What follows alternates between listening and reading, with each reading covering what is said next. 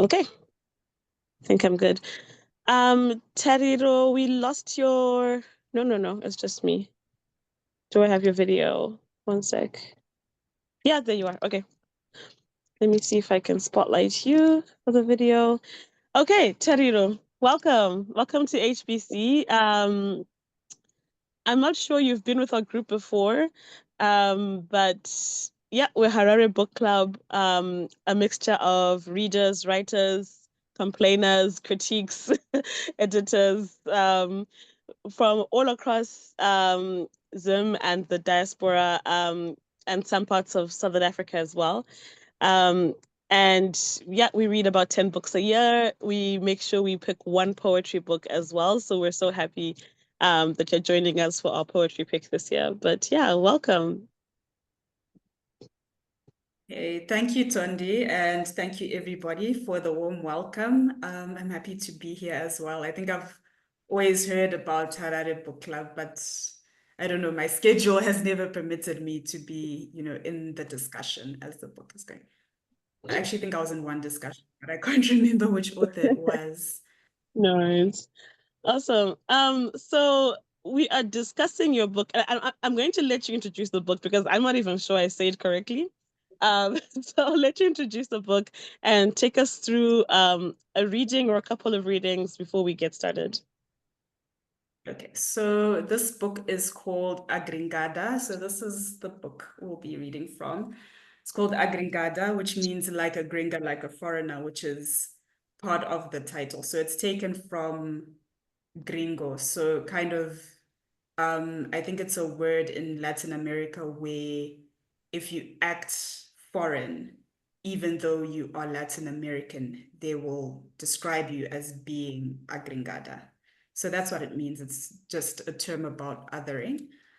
I'll read 3 poems because they are very short, so won't take as long as a piece of prose. The first one is called In 76. What we know of him: he was tall, I have his eyes. He was a headmaster, he drove a car. The war was hot in 76. These are facts. Concerning his death, he died in 76. The war was hot. He drove off one day and didn't come home.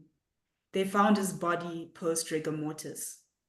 Boys and men were disappearing those days. The war was hot in 76. This is hearsay.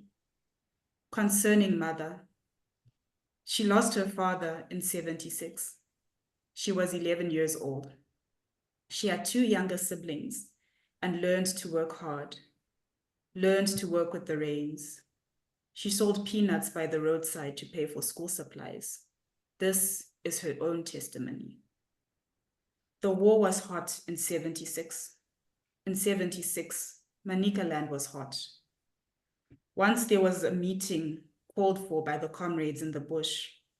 Turned out to be a Rhodesian ambush.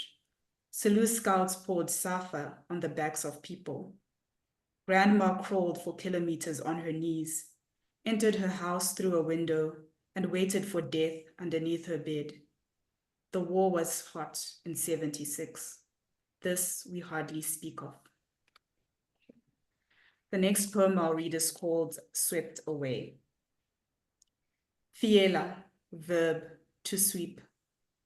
Fiela, verb, to sweep, Sotho. Fiela, verb, to sweep away rubbish. See also Murambachina. Human rubbish clogs the system. Am I different because of my visa? What is the degree of separation between legal rubbish and non-legal rubbish? Go back to your country, Kwere Kwere. My friend said it jokingly, but I felt the sting. Are we ever safe? Jody Bieber captured monochrome stills of prisoners shackled in 2 en route to deportation fields. I wanted the images, but you couldn't take pictures in the gallery. A mother escaped with a mbare bag of her past 5 years, sleeps in the refugee camp at Beitbridge, says she has no way to go, but government minister says disloyal citizens got what they deserved. Black Easter sparked by lynching foreign criminal woman. Exodus begins. Okay, and the last one is very short and less depressing. The Dance of the Mustang. But are you tired of apologizing for being all the lines that tether you, for occupying all the geographies that cannot hold you? Remember this, there are different ways to say a thing, with hands, with faces, with song. I spoke with a foreign man once. I did it with my eyes. I said the word and let it hover. They'll tether your tongue like they tether the geldings, but you remain unbroken, Mustang. See how other horses move. They gallop. See how they gallop. They run. And how does the Mustang run? With the wind. Okay. So that's all for the readings. Thank you. That last one is stuck in my head because that's the very last one, right, of the collection. Can you talk us through just the three poems you read, why you selected them, and what they sort of say about the book before we launch into it? Yeah. Okay, so the first poem in 76 is about my grandfather. And I think it's a poem that I like because before I wrote that poem, I'd learned this technique about introducing an idea and then reintroducing it in a different context. And I thought about how fragmented our histories are as, as Zimbabweans, especially when it comes to what happened during the Chimrenga struggle. I think a lot of people my age, a lot of our parents were alive during that period, but they don't ever say anything about it. And so our own kind of zeitgeist and our own thinking about it is that we're kind of taking these little crumbs and trying to stitch them together. And, that's how we're kind of reinventing our own history. And then Swept Away, I think, kind of embodies what this book was about. So when I first started, it was supposed to be, so if you actually read it, you'll realize it's in 4 parts. And the fourth part has a lot to do with migration and xenophobia and going across borders, coming back. What does that mean to your identity if you're on this side versus that side? And I think that's one of the poems that I wrote. I wrote it later on, but it was inspired by things that were going on in 2015. I think the first huge wave of xenophobic violence was in 2008. And then there was another one in 2015. And then there's been another one recently. And in 2015, it so happened that I was studying writing while all of these things were going on. And I was trying to find ways to explain all of this to myself. And I happened to attend a reading where it wasn't a reading, it was more of like a public lecture where, oh, hi Fatima. It was a public lecture and this woman, was talking about Operation Fiela and she was like, it literally means to sweep. And she made the sweeping motion and that kind of stayed with me to kind of think of, are we seen as rubbish?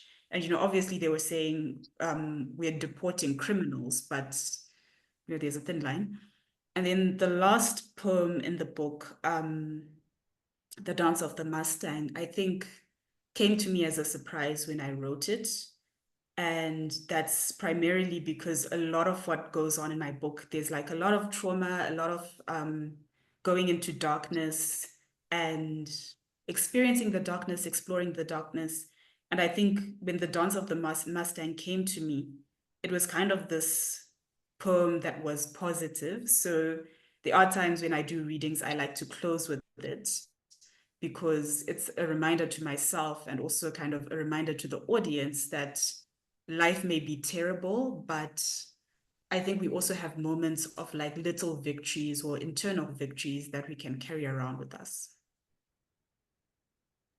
Thanks, Tariro. Something you said has stuck with me about, I think, 76, which is we have fragmented histories, right? We know parts of histories, but it's how we take what we can and we rebuild our history and our knowledge. And uh, it makes me want to get to know you a bit more because, the book made me think, is this your history? Is this autobiographical the whole way through? Are you walking us through stages of your life? Can we assume you were in these situations yourself? So, what's your relationship to the book? Like, and who are you if you situate yourself within these books, these poems? Sorry. Okay, I think so. To answer the very first question, I think perhaps the backbone of the book is autobiographical. So a lot of it is inspired by my own life. But there are times when I'll kind of take, so for instance, if something happened to me and something similar happened to a friend, I could take that and make that one story to kind of, make it a little bit, I don't want to say the word juicier, like maybe a little punchier, maybe. So I think there's that. Um, who am I in? I think I would say I am the Agringanda in that sense that so the first part of the book is a lot about Zimbabwe's colonial history, and as a vestige of that, a lot of parents wanted to send their children to group A schools or private schools. And, suddenly, at the end of the school term, you'd get back this child who speaks a lot of English and not a lot of Shona. And the parent would be like, who are you? And the child would be like, why are you surprised? And so I think it was that sort of understanding that, this is where we are as people, but also, thinking a lot about, since 2003, I think a lot of people have also been moving to different countries. So I took this from a poet named Safia El Hilo, and she called herself a third culture kid because she is Sudanese American. And she always says, I don't quite feel Sudanese or American. I feel, I'm in a third space. And with this book, it was almost like I was writing it and I discovered that there was a fourth space because I started with the migration things and what it felt like being Zimbabwean in South Africa. And in that process, realizing that no, it didn't start like the otherness didn't start when I came to South Africa. It started even when I was in Zim, there was a split identity there. So I think there are a lot of Zimbabwean people now who are kind of fourth culture, half English, half Ndebele, but also Canadian, or like half Shona, half English, but also Australian. So I just found that an interesting thing to explore. I don't want to age you, but I want to know. So, for those of you who haven't read the book, like Tariro says, it feels like you're moving through stages of her life. So you're starting off with, I think actually primary school, but you're in private school, you're in Zim, and then you can see the growing up, the coming of age, the going to South Africa, um, and how identity, language, all of those things travel across. The reason I'm trying to situate the time frame is because we read Township Girls, and the first quarter of your book reminds me a lot about Township Girls because they also speak about the experience of being thrust into the private school system, what parents thought they were doing, what was actually happening, the product that came out. And part of our discussion was how this has changed and has not changed across the generations of Zimbabwean kids. So when you're describing your private schools, what decade are we in? Just so we can situate the conversation for ourselves a little bit. Okay, so I went to school. I started going to school in the late 90s. So I was born early 90s, started going to school in the late 90s. Right. And then a lot of what was happening in Zimbabwe with everyone leaving, that happened, as I was in school. So that I think 2003, still in primary school, and in 2008, I was now in high school. So it was Right. also that thing that, as you were in school, you weren't being told, be a good child and get a job at OK. It was be good and get out. So Yeah. everyone was just encouraged to just get out. Yeah. That's funny because when I initially read it, because and I'm sure a lot of HBC readers as well, I don't know much about you or your life or your age or anything. Um, but you could have been writing about the 80s. You could have been writing about the later, that's what's so striking to me, that there's this chunk of decades where everybody who went through that system had the same experience in terms of loss of language, loss of culture, um, policing of body, policing of, of self. Um, and we've talked a lot about what has it meant, what kind of adults has it fostered, right? And I guess we're the adults now, so it's like, who are we, and what has that done? But anyways, let's jump into those topics. So let's talk about language. So I know this is something that you really focus in on, with that private school experience, language and identity. What are you trying to say about those years of your life, about that experience? What do you want your reader to think about, to walk away with? Should parents have put kids through this? Was there a choice? And what has it done to yourself anyways? Yeah. So I think that the language, I'll kind of take a step back a little bit, but I think it will help answer the question. That when I was studying writing, at this one lecture, so like all the time, like I'd read something and then I'd say, because we had to do these things called reflective journals. So whatever you'd read, whatever novel or poem, and I'd just be like, I'm fighting against the old system. And, this lecture of mine would be like, the old system is gone. Like, what are you like? And it just didn't click. And then I read January Children by Safia Al-Hilo. And in that, there is a lot of not just erasure of culture, but linguistic erasure. And I was like, and it made so much sense. And where it appears in my life is that, so from grade 1 to about grade 4, I was going to a school where, so, just before land reform, I was going to a school where there were mainly white kids. And in that period, I thought I could speak Shona. And I thought I spoke it okay. And then land reform happens and I had to change schools. So now so I was in a school in Manicaland. I had to go to a school in the Midlands. So first of all, there I am. I speak Chiungwe and not Chizezu.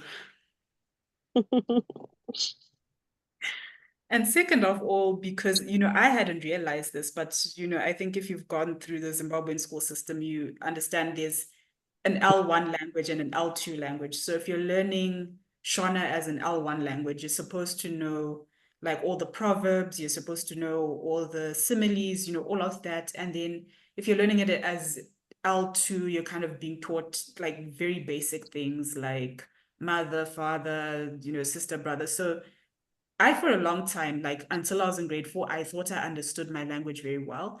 Then I moved to a different school and suddenly I'm failing Shona. Suddenly I go to certain places and oh, Farai, what is Chiungwe? Oh, so it's a dialect of Shona that is spoken in Manicaland. So it's similar to Chimanika, but it's not quite the same. And like now, people would be talking and I would be like gay instead of say, and apparently this is hilarious.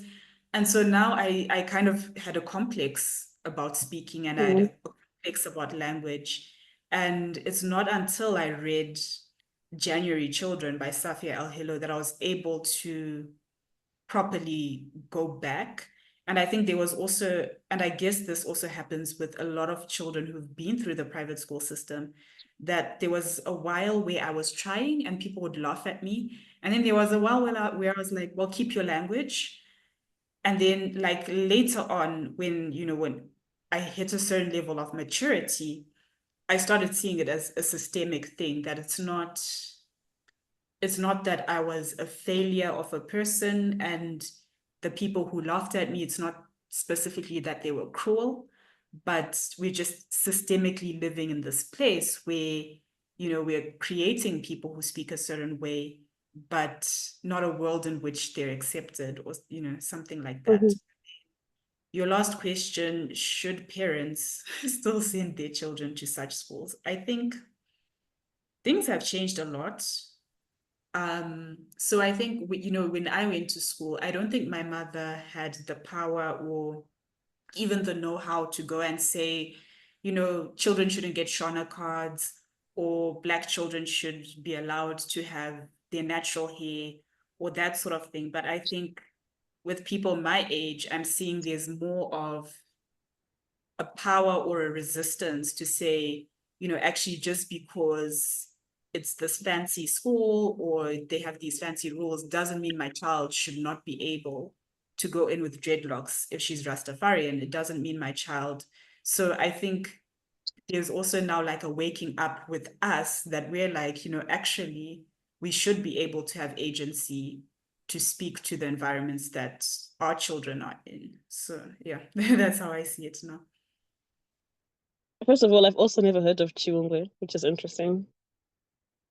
Um, but you say it's like Chimaniga. Yeah, so it's very similar. And I think probably if you heard someone speak it, you just think You that wouldn't they're know. Okay.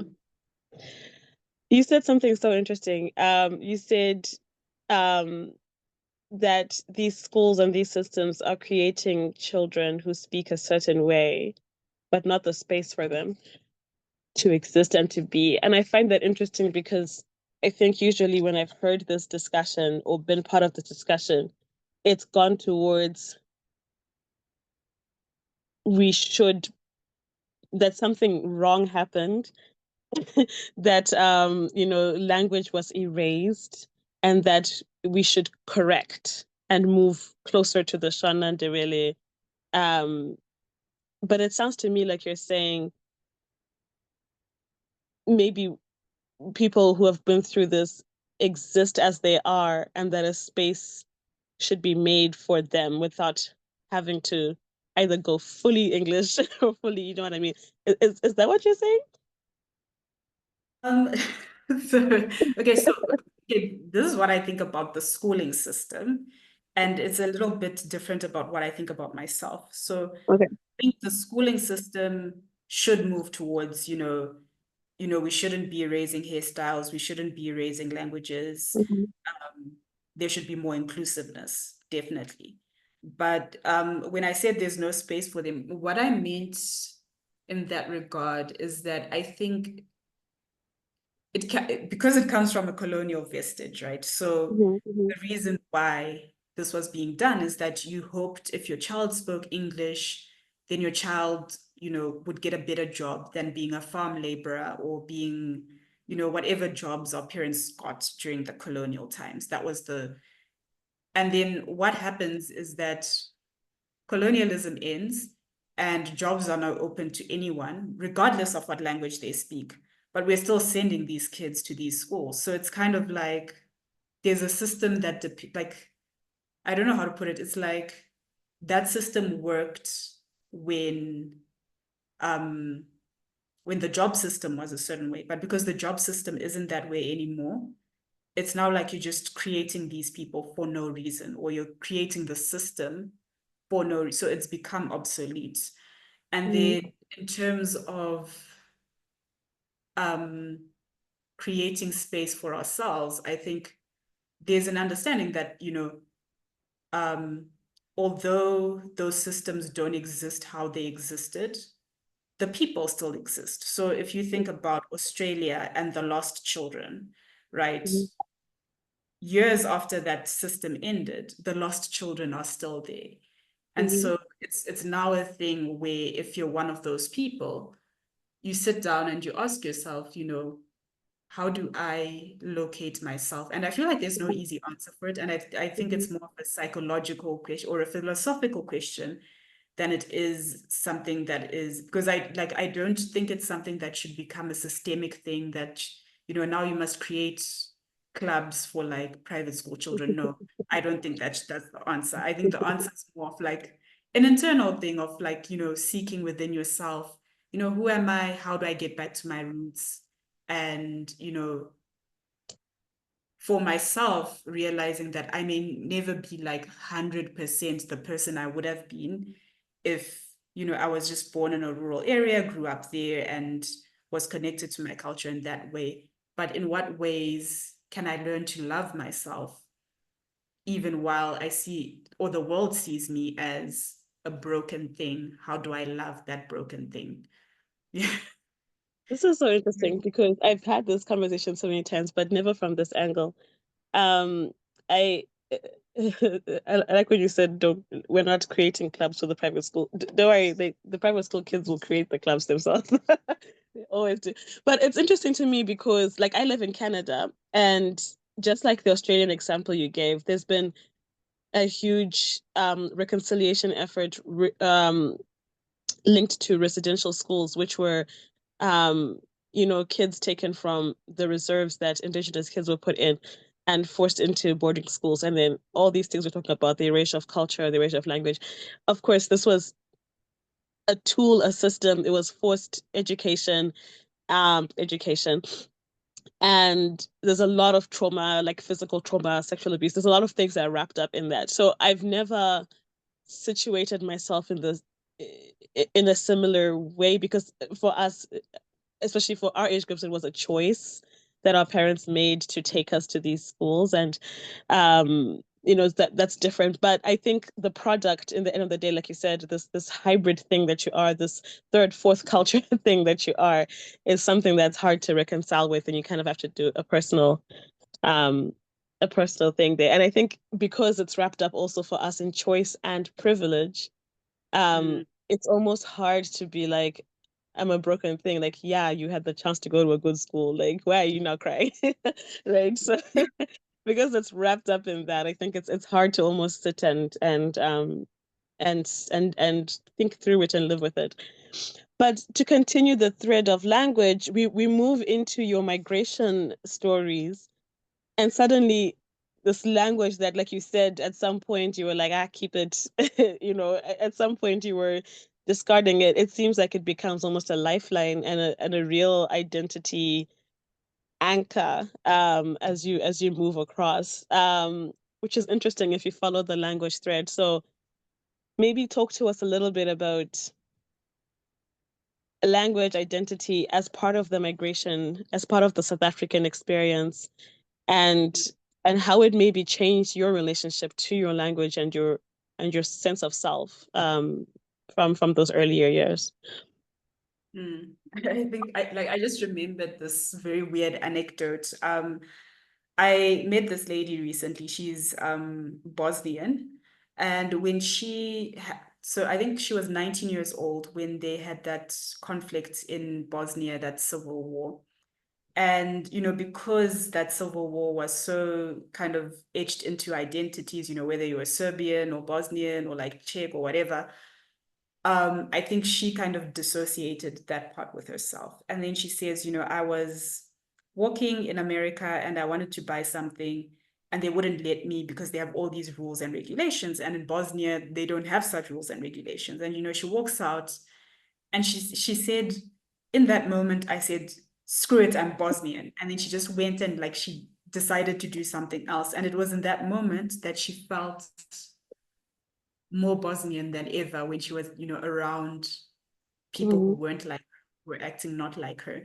I think for me, it was complex. It was funny in some ways because I think, when you're in Zimbabwe, we're such a funny people. I think as Zimbabweans, we tend at times to be very classist, we tend to be very tribalist and that sort of thing. But the miniature in South Africa, it needs to be studied. Someone who did sociology or psychology needs to study it because you go from a place where you're in Zim and, someone won't speak to you because you're Zezuru, or like someone won't speak to you because you live in a different suburb. And then suddenly I was in university and it was all the Shona guys saying, no, like you can't date a South African guy because you're Zimbabwean. And you would find like you'd meet someone and like literally, someone you just met would want to like sit and have this long conversation, because for them it was like so strenuous that, I have to be speaking English all the time. And then suddenly they find you and they're like, let's just sit down for 5 hours and, talk to each other. And it was just realizing like those things that when you're at home, you don't sit with someone to talk to them just because you miss hearing the language. But suddenly when you're in a different place, it's like, we need to sit down, we need to talk, we need to listen to all of them, Tukuzi, like whatever it is that's there, suddenly, there's so much more that's uniting us than bringing us apart. Mhm. It's I'm laughing because my husband is from Burundi and he had never lived in Burundi, and the first time we went, he couldn't believe people are just walking around speaking Kirundi. This guy would spend the day on the street just being like, he'll come home, he's like, I bought all this, like I bought bread and we don't need it, but I couldn't believe I could buy bread in my language, right? It was just this thing about finally finding yourself in a language. I'm curious to know though, because you say it's this thing that now united people, but did it really? Because I feel like sometimes it's the surface thing, and then once you dig a little deeper, are people really united in a when you're in a different context just because of language? Is it enough to keep us like together and united, or I don't know what your experience has been?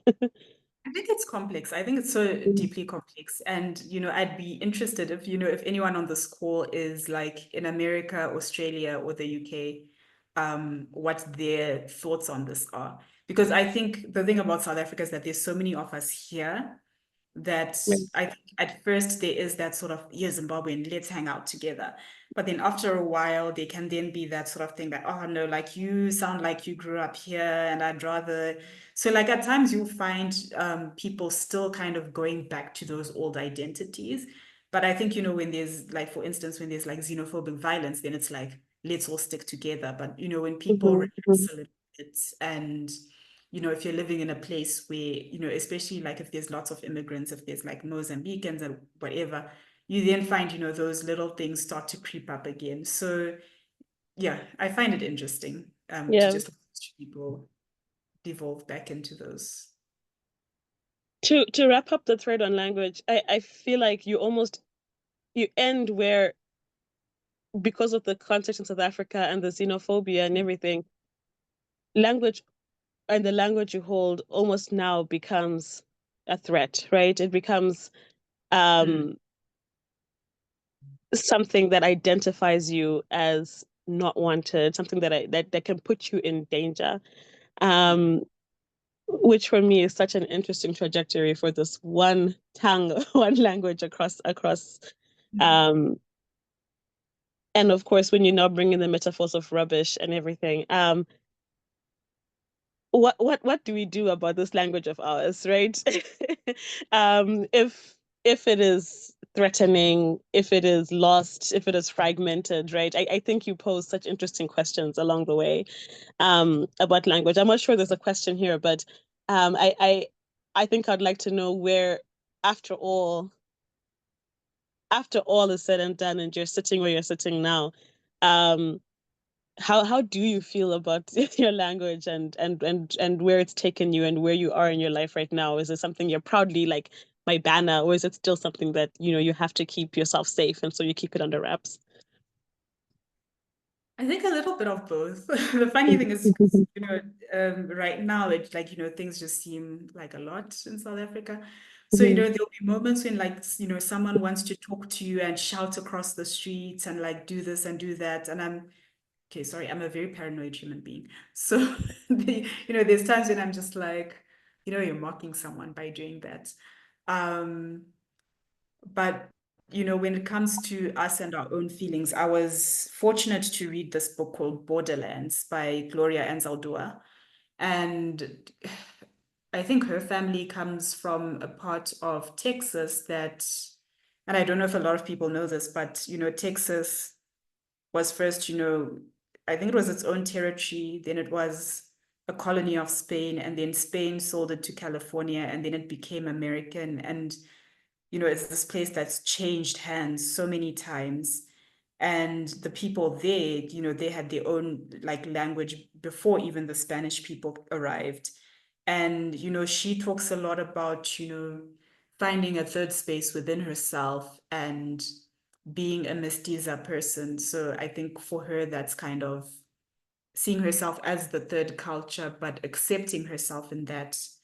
And so I think that's sort of where I am in understanding that, you know, languages are borderlands. And the way I've seen it is, you know, there's a quote, a different quote by a poet named Amiri Baraka who says, language is culture, or language is a metaphor for culture. So when we're having all these debates about, you know, Shona versus English, we're having debates about Shona versus Zulu, or like hiding that you're Shona or whatever. What's underlying that, you know, that's just a manifestation. What's underlying that is that, you know, what's happening to our culture. So when our language is going away, there are parts of our culture that's also going away. And when we're hiding our language, we're also hiding our identity. So I think the language is kind of like this litmus test for issues that are way deeper, that may be more difficult to express. Thanks, Terry. That was beautifully put. E- Everyone, if you have questions, get them ready. I'm about to relinquish my mic here. I just wanted to take us back and pull at one more thread before I do that. Which is race. So we followed language through. My favorite poem, which I think everyone knows now in the book, in the club, from this collection is "The People in My Pelt." Hmm. Um, and for me, what's interesting for that private school experience is while it's wrapped up in privilege, like we've talked about, and um, you still there's this odd thing where you're a student, you're at this privileged school, but everybody around you who is Black is not in a position of privilege, right? And what does that mean to you? And how do you relate? And it's like, you could even go to a friend's house and they're a white friend, and the only Blacks in the house are domestic workers, and it's like, which side of things do you belong to, if there's a side of things, right? And how do you situate yourself in that? So um tell us about the people in my pulse, because I love it, and then a little bit about that own discussion in your mind as you were writing this collection. Yes. Okay, so there's a discussion that happened on Twitter. It happened long after I'd written this book, but I think it captures that poem so well. So I don't know if you remember, was this a year or 2 years ago, when I think the first thing that happened is private school kids came out and they were like, oh, you know, it's so racist at this school and that school, and I won't mention names. And then government school kids came and they said, you guys are so stuck up to us, you know, in as much as we acknowledge your racism, you guys should also acknowledge your classism, right? And they weren't wrong.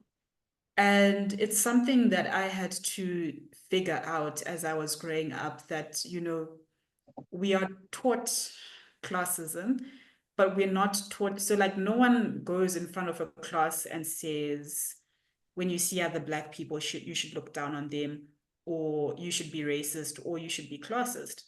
But I think I was reading some, you know, either I was reading some feminist book or some, you know, Black culture thought.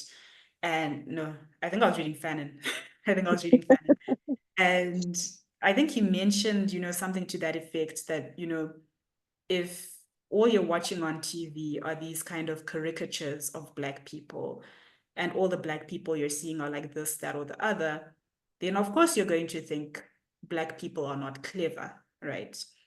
And I think when I was meditating on that, okay, now I can't remember writing this poem, but I think this is where it's coming from, is that when I was meditating on that, I was now realizing that, you know, we had at our school, there were two okay, I don't know if they were gardeners, but one was called Lance and one was called John. And like my white classmates who were like, grade 1 to 4 would call them Lance and John. And it was never problematized, right? And then I went to Rhodes University, and it was the same thing that, the kind of people who were cleaning the facilities were called by their first names. And I understand that in South Africa, like even in corporate, it's normal to call someone by their first name. But there are times when I would just think to myself, knowing what I now know about culture and what I now like, I don't think my dad would want anyone to be like, yo, John, like it's time to clean the lab or whatever. So I think when I was now in university, I would see that and it would start kind of giving me a pause. And when I was in primary school, it hadn't given me a pause. And I was like, oh, shucks, I think this is where a lot of what do you call these things? Like a lot of the classism is coming from, because you're seeing, oh yeah, and sorry, I just remembered this. When I was in Form 1, I had this teacher, Miss Makurumidze. She was such a great person. One of the cleaning ladies, so whenever a teacher came into class, so another teacher came into her class, we'd have to stand and greet them. But whenever the cleaners came into class, no one would stand and no one would say anything. And I remember when I was in Form 1, Miss Makurumidze, she stopped the lesson and she was like, what is wrong with you children?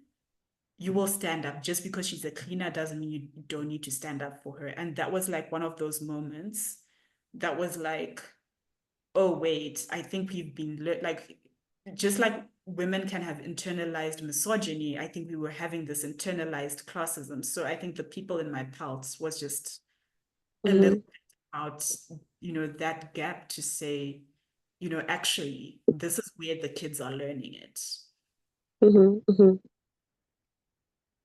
All right, I have so much to say about that, but I'm not going to take up more time. I think I'll end on this one, Tariro, then I'll hand over.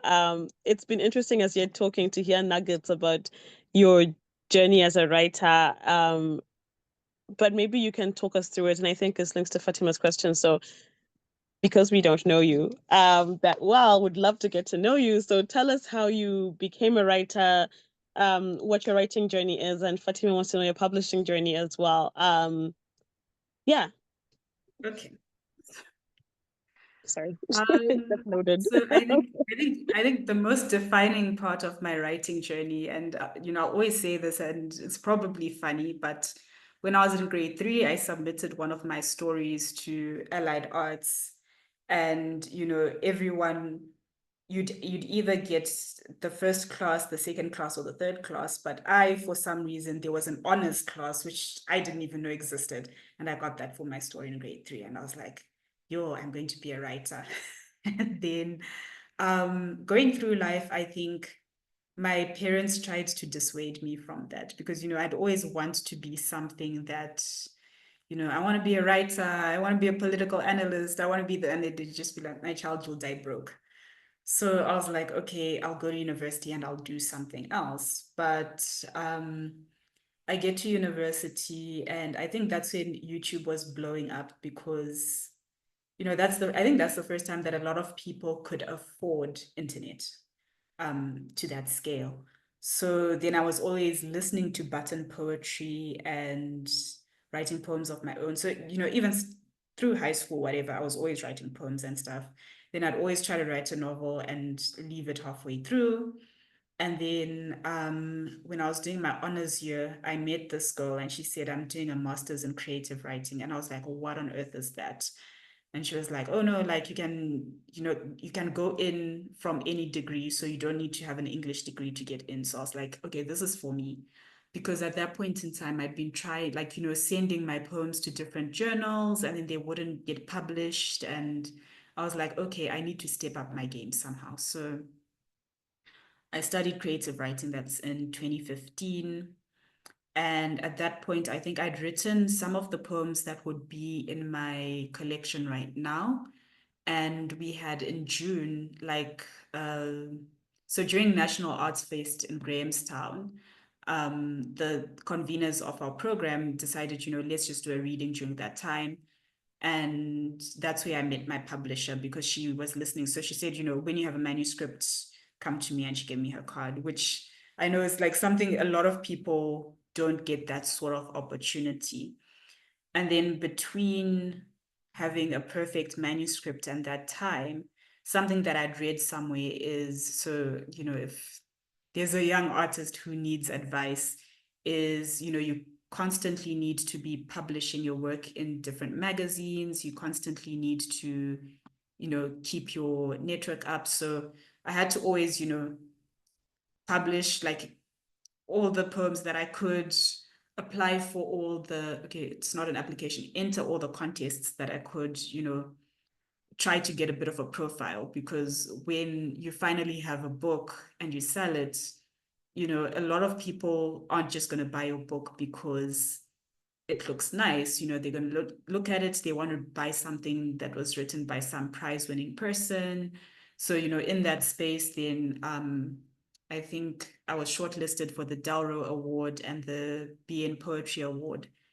And then finally, when I had my manuscripts, I then sent it to Mujaji Books, and we kind of went through a process of, I think it was 2 to 3 months with an editor. And then after that, you're assigned the typesetter to put everything together.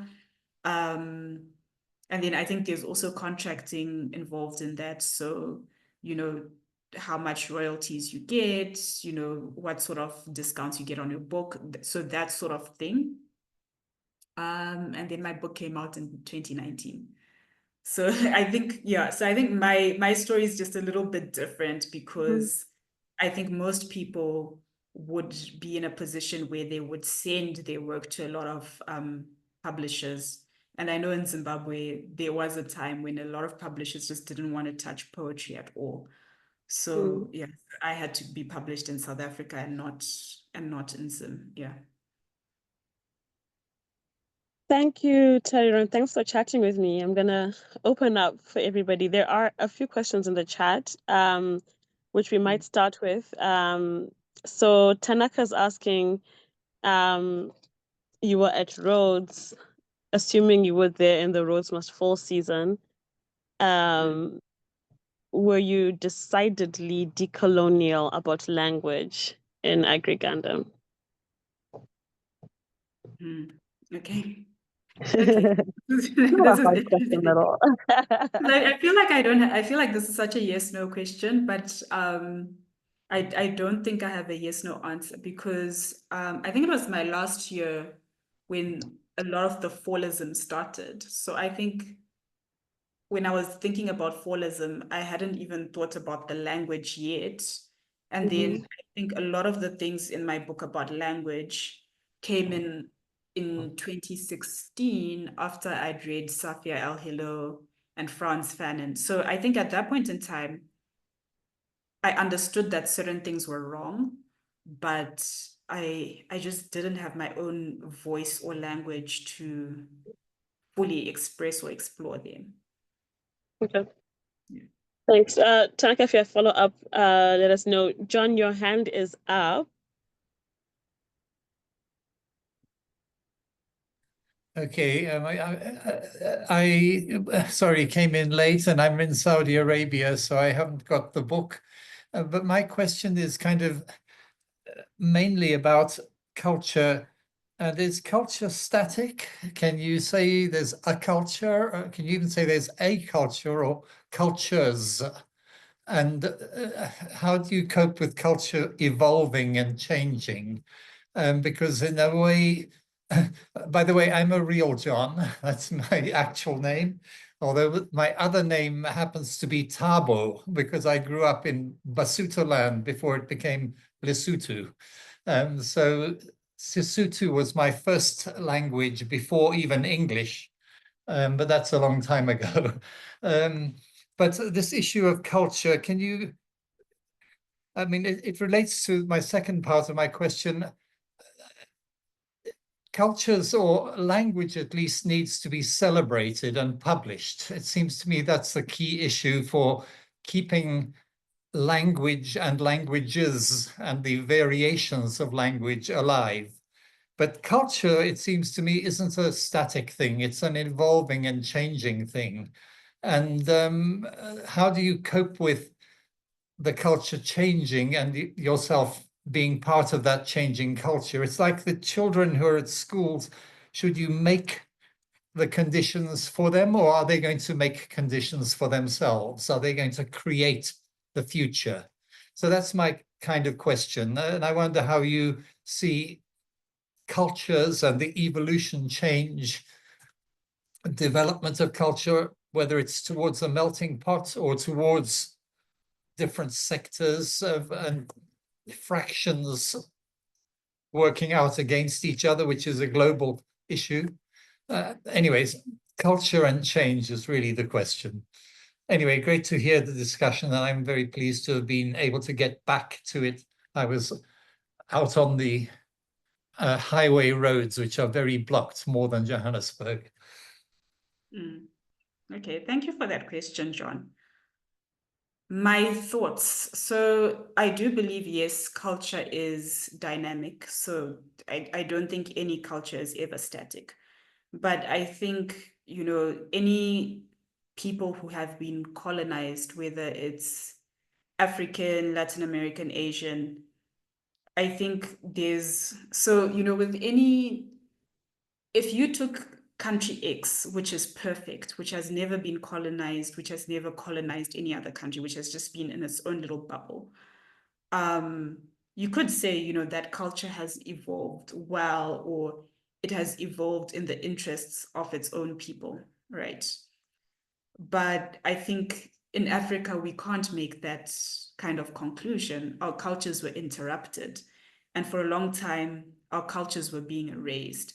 And, if you kind of go back to our discussion about the people in my pelt, it's not so much that you had these Black children who just thought innocently our culture is bad, but from having certain types of depictions, it then feels like a bad culture, so you let it go.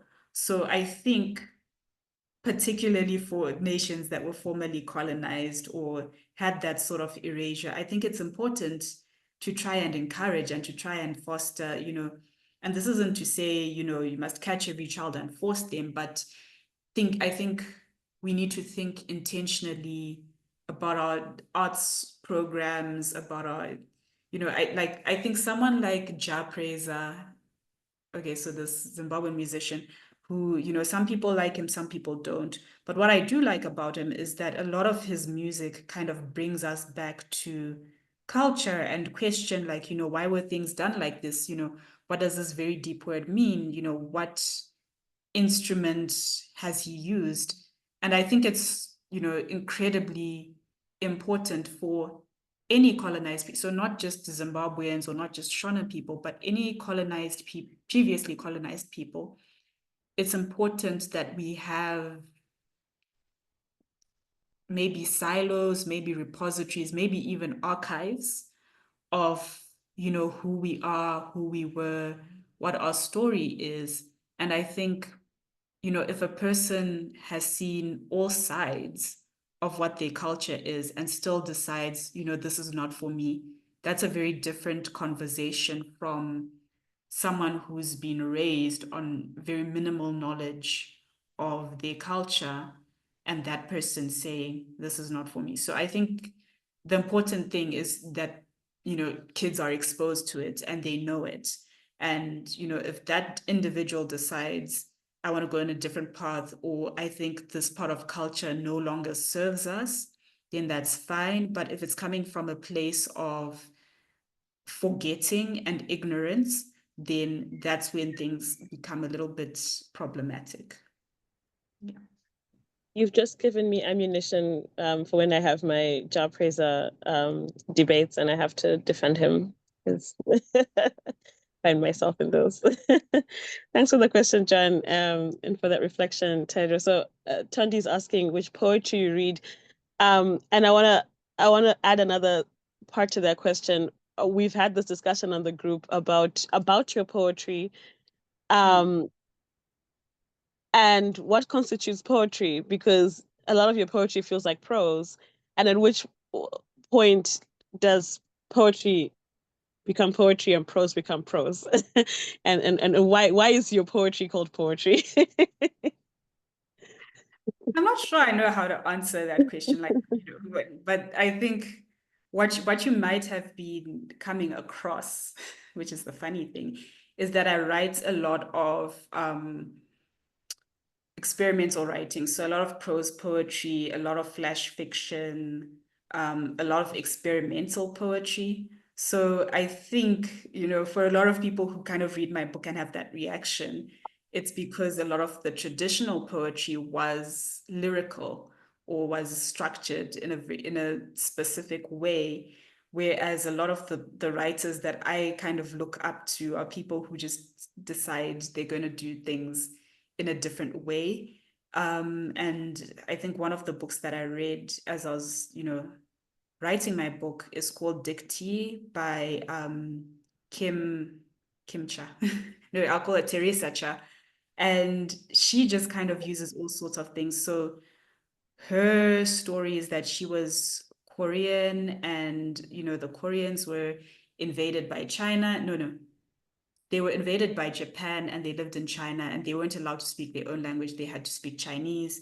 And then when they got back, they were colonized by the French. And so a lot of her work is actually just translations from like English to French and pointing out the things that are, lost out of translation.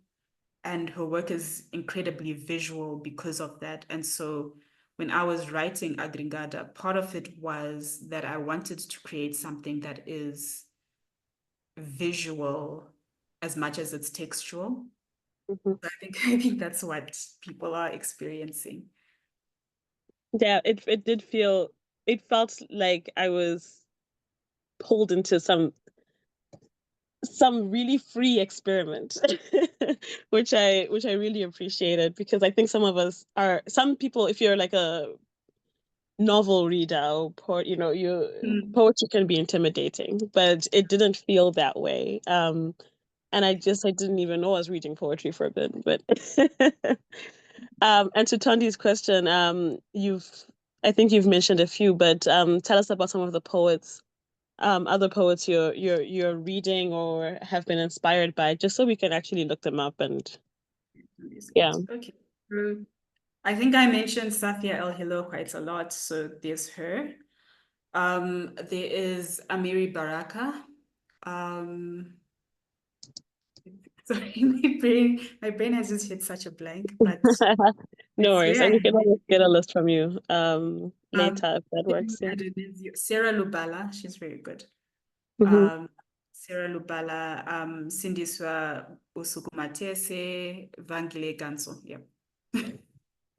Awesome. And Zim poetry, what's your relationship with other poetry in Zim? And it takes us to Tanaka's question. He's so funny. He hears that poetry category has been scrapped from the Nama Awards, and yet, you were the inaugural winner. So any thoughts about that and the state of poetry in Zim, or Zimbabwean poets, wherever they may be? Yeah. So to answer your question first, because I've just opened Tanaka's question so I can look at it. Mm-hmm. I think two of the three, I would say Togaram Zanenamo, Titi Jaji, and Blessing Musari. Because Blessing, she writes prose and she writes poetry sometimes, but I kind of like that generation of poets. And the reason why I like that generation of poets so much is that, a lot of the poets that were writing pre-independence were kind of writing, anti-colonial work, which isn't bad. But it was like a lot of it was just kind of anti-colonial. And then a lot of poets who are kind of writing now are kind of writing some sort of political work. But I think the poets who were born in the 1970s and who were alive in the 80s and kind of grew up in the 80s kind of have this work that's very like playful. So you'll find a lot of their work, it's not just about what they're saying. They're also paying attention to the formalism of what they're doing. They're being very kind of creative with language, which I think for them was because they kind of had that period where things were great in them, so they didn't have to be writing politically. Okay, so let's see, what is Tanaka saying? Okay. What are my thoughts? I think I was very surprised when the NAMA Award for Poetry was scrapped. And I think it's sad. And the reason why it's sad is that, what's going on? So now that the Poetry Award has been scrapped, they're going to judge a fiction book the same as a poetry collection. And in some years, and I think this is my thinking of what may have happened, but obviously I wasn't in the room. It's possible that they said there's not a lot of books, so let's just put it together. But my fear with that is, how do you, like, you take a book like Nervous Conditions, right? And then you take a book like Women Trying to Breathe by Batsirai Chigama. How, like, if they were in the same category, how do you judge what's the better book? Because a good book in prose is different from a good book in poetry, and there are different ways to judge that. So I think it's sad because obviously, like, the poets here, sometimes you need, and obviously as a person, you don't always need validation. But when it comes to applying for residencies, applying for grants, applying for this and applying for that, it's good to have that stamp of approval to say, actually, this book that I wrote was judged the best of this, or it was recognized by this. But because now, all the books are now being judged in the fiction category or the creative writing category, it means there's so many people who could have been recognized who aren't going to get that recognition. So it's disappointing. And you almost want the space to encourage more poetry. If the problem is that there's not enough, right? Let's get more out there than scrap it, right? But it's easy to say that because it's like, who? When we say, encourage it, who encourage to who? Right? But maybe to you, when's our next book coming out? Like, when should we look out for the next work? Are you working on anything at the moment? Oh, my next book. There are manuscripts that exist that are not perfect, that I'm just like, and I'm at this point, I'm not sure if it's okay. I think one part of it is that I don't have time. I feel right now I don't have time to finish them. But then I think there's also the feeling that I'm afraid to finish them because there's this feeling, okay, there's a reputation that a person's sophomore book is the hardest book to write, because if you write a first book, it's either going to be a flop or a success. And if your first book was a flop, you now are kind of thinking, oh my goodness, now the second one has to be good. And if it was a success, now you're thinking, oh my goodness, the second one has to be on the same level. So I think that kind of, I won't say it gets to writer's block, but I think it kind of gives you this kind of fear of, should I write freely? Whereas I think a lot of people's first books are kind of written without a lot of thought to the business side. But I think once you've written that first book and you've kind of met some of the people who've read your work, and their opinions, whether good or bad, and you've experienced the book market as a machine, and that experience was good or bad. Now with your second book, it's kind of like, when you've been on a horse and then you're going on it for the second time, and then there are all these other thoughts at the back of your mind that, oh no, I need to make sure this and I need to make sure that. That can make the second book a little bit harder to write. But I think once you have like 3 books, you're probably able to just not care. I think that's me. Okay, then write 3 books. We're waiting. We're patiently waiting. I mean, no pressure. There's a question in the chat. Your thoughts on the relationship, I guess, if there is one, between the older generation and the younger generation of poets in Zimbabwe. And maybe this is bringing us back to the idea of, I mean, we spend a lot of time thinking about the writing and reading space in Zim and who's fostering what, and what needs to be done to get more in there. But do you feel like there's a community of poets? And do you think there is a relationship between that older generation and the younger generation? I think I'd like to compare it to South Africa and Nigeria, because whenever I look at South African spaces or Nigerian spaces, I feel that there is greater institutional support. So, for instance, here in South Africa, you have a lot more literary magazines, you have a lot more competitions, you have a lot more in terms of like societies that exist. My experience of older writers is that, you know, when I've met them, when I've been at a festival and I've met someone who's more accomplished, is that they've been very friendly and they've been very nice.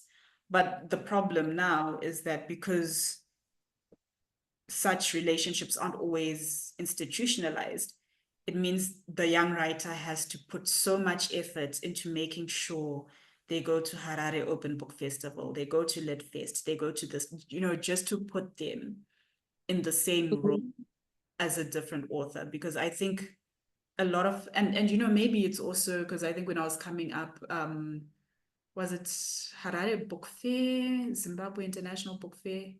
That was the, you know, the big fair. And you know, now, you know, there've been years when it's been cancelled, there've been years when it happens and no one knew it was going on. So it's, you know, it's those sort of things that I'm like, it's unfortunate when such things are cancelled, because it means someone who's coming up doesn't get the chance to be in the same room as, you know, someone who could mentor them or someone who could signal boost them in that way. So that is my feeling on that. You didn't say it, but I hear a nudge for Harare Book Club to also enter that space and, you know, maybe make an award or a festival too. Like, I love that there's so many of these that are cropping up now, and the more the merrier, because like you said, the more times that writers are in a room together, readers and writers are together, I think the more we foster this space. So Tondi, if you're still there, make a festival, girl. Make it happen. Talking to myself too. Yeah, I think what I would have actually said is like, I think what's unfortunate is that we don't have money, because I think in any other country, so I think in South Africa, you would have the Salas, you would have the Avbo Poetry Prize, you'd have the Dauro Prize, you'd have the, I'm forgetting the rest, but they exist. They exist. There's many. Yeah. But then in Zim, it's kind of like you're waiting for a nama, and if you don't get that nama, okay, I can think of maybe one or two. I think there's like the Bulawayo Arts Awards, and then if you don't get that, it's kind of like, okay, you know, what's next? Yeah. I think if there's more of the awards and more of the spaces, then and the literary magazines and just more places where you can access some of this literature, right? Yeah. Tanaka, we're looking at you. Your Nama poetry category got scrapped, so you need to make a new award somewhere outside of Nama. I'm trying. Yeah. Was Tanaka's book eligible this year? Was this? No, he was part of the setting up of that category, so it's really stabbed him in the heart that it's been scrapped. Oh, I see. I think we had a few of us had a discussion about this on Facebook, and my thoughts, you know, during that discussion is that oh, yeah, I'm drowning my sorrows in wine right now. any excuse to drown in wine, Tanaka. I always think that writers need to unionize. We need to form some sort of campaign groups or lobby groups, you know, so that, you know, when we're sad about it, it's not just because I remember that day I logged on to Facebook and like 5 people were saying something about it, and I was like, you know, it would be different if, you know, there was someone who was spearheading this and like they got 500 signatures and they took that to NACZ. That's very different from 5 isolated people being sad in their different corners. So Yeah, I think, sometimes we also have to think about what areas can we use like group. What? I was about to call it group think, but no, that's not the correct word. Like group unity or group action. Yeah, group action. Yeah. Awesome. Um, uh, People on the call, anyone else have any questions or comments or anything to contribute to the conversation we've been having with Tariro, which has been very eye-opening and really interesting for me. Any other thoughts from anybody on the group before we start to wrap this up? Just give people a sec. Okay, thank you, Tino.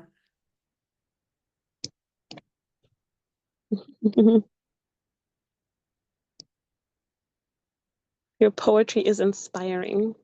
Thank It really you. is. And it's so easy to read. I mean, like I said, it's easy to feel intimidated picking up a book of poetry because I always feel like poets are trying to trick me. I don't know, like they're trying to like, am I smart enough to understand what they've done? And, am I, but it really felt like you just took our hands. You're like, let's walk through the story, and through these stories, which I really appreciate. We Thank like you. to advocate for readers' rights, and we don't, Mm. but we're tired of authors who trick us. So, Tafadzo, go ahead. Hi, Tariro. Hello. How are you? My question is, I know we've been talking about you as a poet in this our discussion. I don't know how many of our other readers know that you also write flash fiction and short stories. If you had to recommend to a reader that doesn't know who Tariro Ndoro is as a writer, which one of your short stories or which one of your flash fiction pieces would you recommend to them to read? And I guess, or which is your favorite so far? So off the top of my head, I think Riding Hood. I think because like that's one of the most recent ones. And it's about it's kind of like a police procedural with a little bit of a twist. So it's a little bit of I don't not like sci-fi-ish. So I think when I was growing up, there was this show called Fringe that always had like supernatural things happening and inspired that a little bit. There's also a story that a lot of people liked called A Guest for Lunch. So they should both be online if you look for those online. So Riding Hood and A Guest for Lunch. And then so my favorite story at the moment is like it's not yet published. It's called Clairvoyance or Seeing, and I'm hoping it'll be published in the next 2 or 3 months. Yeah, so those are the ones that I can think about off the top of my head. I'm thinking The River Doll is another story that people liked a lot, and that's online. Oh yes, moving on, yes. So the story Tanaka is talking about is called The Travelers, and it's in an anthology called Moving On, and that was by Ama Books. Yeah. Sorry, I'm just trying to read all these comments. Okay. Okay. Where in Cape Town will I find it in December? So in Cape Town, you can order it off the Mujaji Books website. So that, let me just spell it.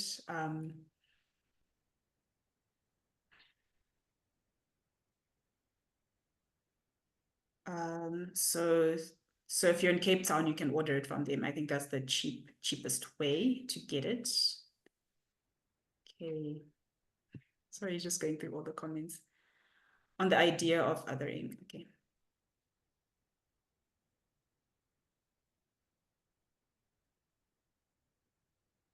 Okay. Thank you, Chiratitso. Thank you. Okay. Yeah. Yeah, it's a wonder. Tanaka, you're right. I think that was one of my first published stories. The algorithm novel. Oh, so okay, so this algorithm, what was the story? So I think it was a story that's in one of Samantha's anthologies. I'm trying to remember what it's called. And I think someone had suggested I turn that short story into a novel, and I've decided I probably won't turn it into a novel. What's probably going to happen is that I'm going to publish some of my sci-fi and speculative short stories with Carnelian Hearts next year, and that algorithm story should be in there. And then I have a novel on something different that, it'll Is be the finished. algorithm story the one where you can't see color if you're Yes. depressed? Yes. That's the one. That's the one. That is the one. Okay, I didn't know you were in the speculative space as well. Mm. We have been trying to really, I don't want to say force, push Harare book club readers into being comfortable with speculative fiction, with even as far as fantasy. So whatever you write, we will read. So let us know if if Okay, that maybe I that's should make a thread of all like my stories that are out and put it on Please. Twitter. I think so. I was actually talking to a friend of mine. His name is Mandisi, and he writes like a lot of sci-fi. And he was asking me, like, why is it like, whenever you're going places, you go with your poetry and, you never talk about your short fiction. And, we actually had this discussion, and I was like, it's about marketing, because a lot of the times when you're a writer, someone will Google you and they're like, who is Rumbi? And if you've written all these poems all over the place, and I think that I kind of alluded to that with Blessing Msariri, that she's got books of prose and she's famous for that, but like she's got poems in different anthologies, and because she doesn't have her own book of poetry, they're not as famous as her prose. So I think I'm kind of right now in the sort of opposite space, that because a lot of my short stories are like loose, whenever I'm invited to a festival or I'm invited to a place, I'm not invited as Tariro, a short story writer. I'm invited as Tariro, a poet, because I have a book of poetry. So, that's marketing stuff. So I think that's one of the reasons why I'm trying to get the short stories together and in a book, because I think people are more likely, especially, you're more conservative, older readers are more likely to want to read it in a book than read an individual story. And do you feel like first of all, who do you feel like is your audience? Is it Zimbabweans? In Zim? Wow. Well, I think to an extent, yes, but like I think I was always like growing up, I felt that I was a lone wolf and an outsider a little bit. So I think I find it easy to write in the space of outsiders, or write in the space of people who've been othered, than to try and write a book that's for Zimbabwe. So I would love Zimbabweans to read my book, but it can be very difficult because, also what does that demographic look like? Because, writing for a slay queen is very different from like Yeah. writing like, you know what I mean? Like, okay, Yeah. sorry, this is one thing my history teacher taught me, is that when you look at a nation, it's never homogenous, right? So there's a type of person who wants to read a Tanaka Chidora novel, and there's a type of person who wants to read a Tariro Ndoro novel. Sometimes the Venn diagram is like a circle, and sometimes it's like two different circles. And, I was taught that, as a writer, you sometimes have to be okay with that, sometimes the person who's reading your book is a mom who's like reading it as a child at the playground. And sometimes the person who's reading your book is like a teenager, and, that's who you can appeal to. So. Awesome. Well, here's evidence Zimbabweans are reading a book. My question was going to be, do you think that a Zimbabwean audience, like, are they ready for sci-fi, like Zimbabwean inspired sci-fi speculative? I ask this because it's always a huge push. I just realized this year I don't know if it's sci-fi or speculative pick is the last one, so it's next month, which I shouldn't have done because it's always a push to get people to read it, and then it's worse when it's end of year. So I'm really curious if anybody will read it. But it's always a huge push to get people to read it. Even like who choose three his trilogy. We've read some of like what's her name? Oracle for Neddy, Neddy's work. Like, yeah, and it's always like, guys, come on, let's read this, right? So do you think we're ready for this genre? Yeah. Yeah, like I would say yes and no. And the reason, sorry, I feel like I answer a lot of questions with yes and no. Very much of a diplomat. So what I see is that a lot of sci-fi readers I know, and this isn't just Zimbabwe, but across the world, people who like sci-fi like it. Like they will spend $50 to buy a comic book off Amazon and their salary is $300 and they're fine with that.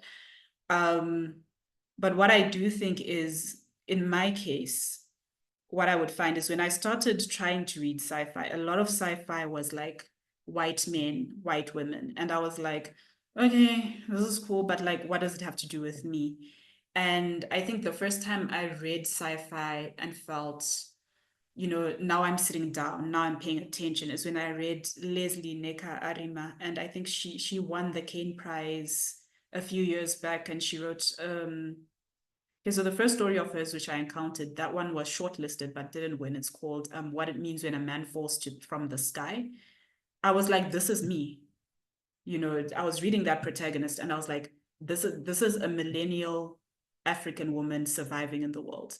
And I feel like so many stories just that are sci-fi don't have a millennial Black woman surviving in the world. And so, someone will pick it up and they'll be like, but why must I read this? So I think it's not so much that people are open to sci-fi or not open to sci-fi. It's more that maybe someone looks at a protagonist and they say, this protagonist doesn't look like me. So I don't, why should I be invested? Why should I waste 5 hours of my day reading this story? So I think as long as you're able to show how a person can relate to the story or how the story relates to the person, then they're likely to sit down and keep reading.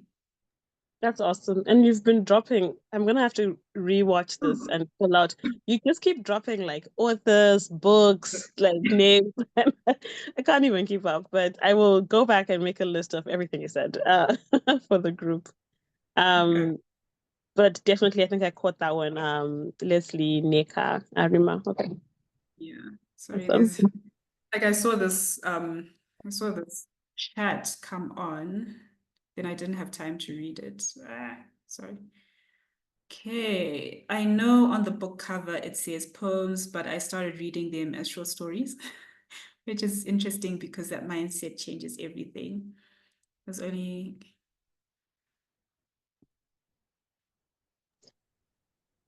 Yeah, I was reading some of the poetry out loud and I sent voice notes. And for some reason, so that like that voice you use for like slam poetry, you know how slam poets sound? For some yeah. reason as I was reading it, I could hear it. And I was like, oh no, I sound like a slam poet. Not oh no, sorry. We're any slam poets in the room. But there's something about it's funny you said your work isn't lyrical, but when you try to actually read it, it feels like it is, right? Yeah, so I think the thing a lot of the times with when you're writing prose poetry is that sometimes the rhymes are in weird places. So like when you're writing lyrical poetry, it's very much of, the kind of ABA, strict rhyme and, shame should rhyme with blame. But I think when you're writing prose poetry, because you're not doing that sort of strict rhyme structure, I think I, for instance, do a lot of alliteration, which is kind of, starting, the lame lady lay on the, so it's different ways of lyrical that aren't the traditional rhyme structure. Yeah. True, but it's in there. It's definitely poetry. When like Rungano said, once you have it in your head that it is, you can't unsee it. Yeah. Awesome. Okay, I took up 30 more minutes than I promised. So we're gonna wrap this up. But Tariro, thank you so much for joining us. This was such a lovely session.